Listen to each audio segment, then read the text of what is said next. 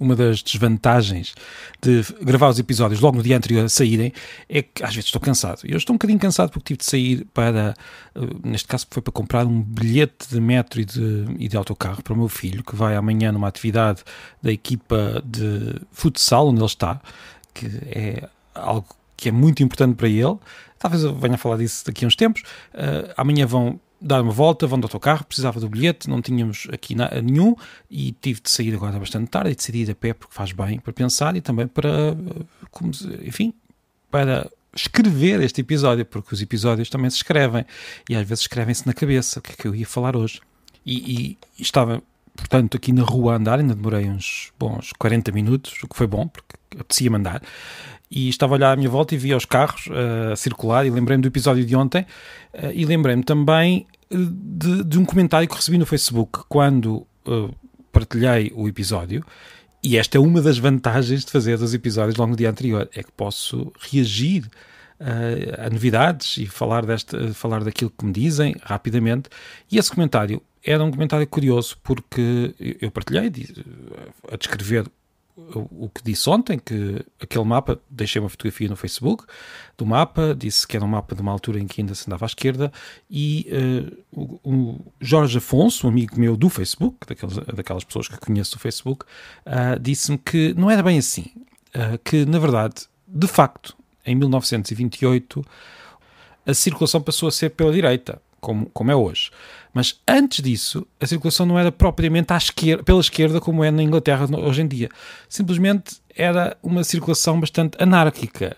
Pela direita, pela esquerda, enfim, os carros, que não eram muitos, lá se orientavam, mas não havia propriamente uma regra fixa como há hoje.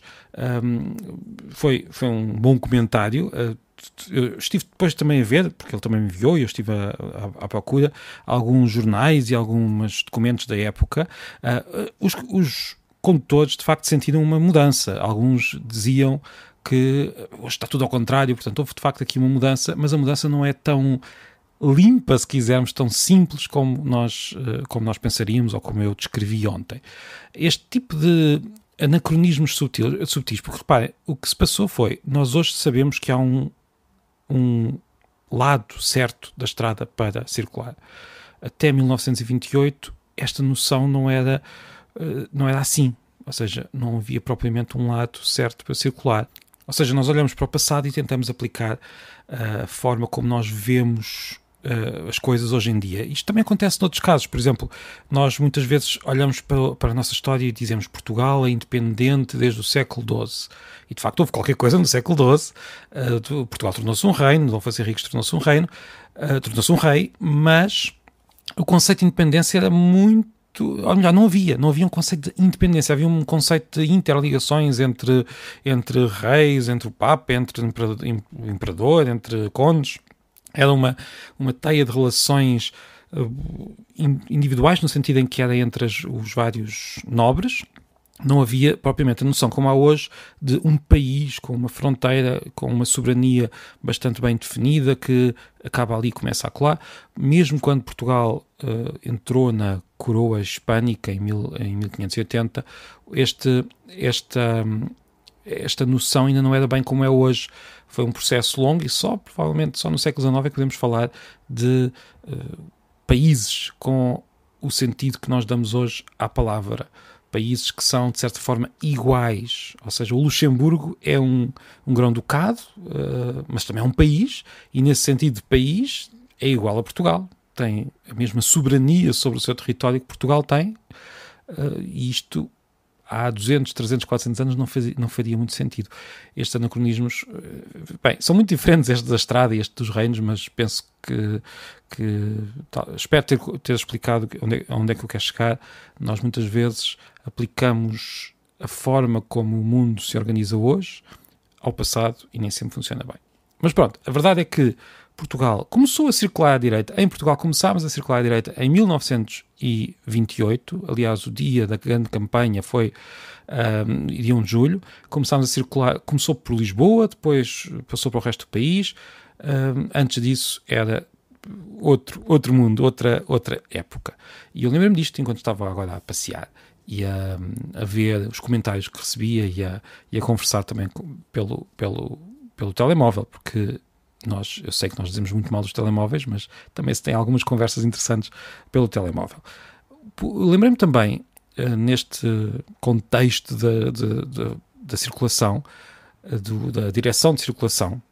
Um dia hei de contar como é que foi a minha primeira experiência quando tive de conduzir em Inglaterra, mas isso fica para outro dia, não para hoje. Mas lembrei-me que houve uma rua até há muito pouco tempo, em Lisboa, uma rua em que se circulava ao contrário, em que se circulava ali sim, como em Inglaterra. É a Rua Viriato, é ali ao pé da Avenida Fontes Pereira de Melo, uma paralela à Avenida Fontes Pereira de Melo. E esta rua foi durante muitos anos, teve uma circulação, a circulação fazia-se ao contrário devido à forma como as ruas ali naquela zona se organizavam. No fundo funcionava como se fosse duas ruas de sentido único, mas na verdade era uma rua, e só que os carros andavam pela esquerda. Isso desapareceu, mas ainda hoje, ou melhor, ainda há umas semanas fui a um estacionamento nessa rua e ainda estavam no processo de alterar a direção, porque todo o estacionamento, como as saídas e entradas faziam-se por essa rua, todo o estacionamento estava ao contrário. Era um estacionamento inglês no meio de Lisboa. Desapareceu. Houve listas que tiveram de ser atualizadas, porque há listas ainda de ruas em que o sentido de circulação se faz ao contrário em relação ao sentido normal do país onde essas ruas estão. Vejam só as listas que se encontram pela internet, e a verdade é que as pessoas os criadores destas listas são muito meticulosos e encontram todos estes casos e casinhos que se encontram pelo mundo fora. Estas listas hoje já não incluem a Rua Viriato, mas incluem outras ruas e outros casos de circulação que se faz ao contrário. Não sei porque é que me lembrei disto. Quando estamos a andar a pé, vamos lembrando das coisas, assim um pouco ao sabor do vento, e estava bastante vento. Lembrei-me também, claro, antes de chegar a casa, estava a pensar no que é que havia de incluir no episódio de hoje. Lembrei-me também que tinha o livro de ontem, aquele livro que referi ontem sobre não só o sentido de circulação, mas tudo o que está à volta da mobilidade, e o livro é um livro que está em inglês, não está traduzido ainda. Espero que venha a ser traduzido, pelo menos não encontrei ainda a tradução. É um livro de Tom Standage, que foi um autor que já falei logo nos primeiros episódios. O livro chama-se A Brief History of Motion, uma breve história da mobilidade, da roda ao carro e àquilo que vem agora, no futuro, what comes next. Agora não me lembro da melhor tradução para isto. É um livro muito, muito, muito curioso. Não vou dizer muito mais hoje, mas logo no início temos descrições bastante vívidas de como era viver numa cidade no final do século XIX, em que o principal meio de mobilidade era o cavalo. E o cavalo não era propriamente uma forma de locomoção muito limpa ou muito bem cheirosa. Nós hoje também temos problemas muito graves com o automóvel. No final do século XIX, os problemas graves eram com o cavalo, e o automóvel, aliás, apareceu como uma forma de resolver estes problemas. Nós provavelmente não, vamos ter de resolver os problemas que os automóveis criam, e se calhar daqui a um século vamos estar a resolver os problemas que as soluções para os automóveis irão criar no futuro. É assim, o mundo avança com problemas e soluções por aí fora, e o que vale é que depois temos bons livros para ler sobre tudo isto. E este é um bom livro, é apenas só estar em inglês para já, mas pode ser que algum editor esteja a ouvir este episódio e se lembre de traduzir a breve história da mobilidade. Eu amanhã, talvez, vamos ver o que é que me passa pela cabeça, talvez descreva um pouco mais a fundo aqui algumas histórias do primeiro capítulo, só para dar aqui uma pequena introdução, que são muito, muito interessantes e um pouco mal cheirosas, para dizer a verdade. E pronto, por hoje é tudo. Eu vinha cansado, mas até gostei de fazer um episódio. Isto é algo que no fundo também é um prazer, senão também não estava a fazer todos os dias, e acaba por ser uma boa forma de terminar o dia. Agora vou dormir. Amanhã de manhã os ouvintes irão receber este episódio, e hei de encontrar mais um livro, mais um tema, mais uma conversa para o episódio seguinte. Se alguém quiser comentar, se alguém quiser dar ideias, se alguém quiser dizer seja o que for, ficarei muito agradecido. Até amanhã e obrigado.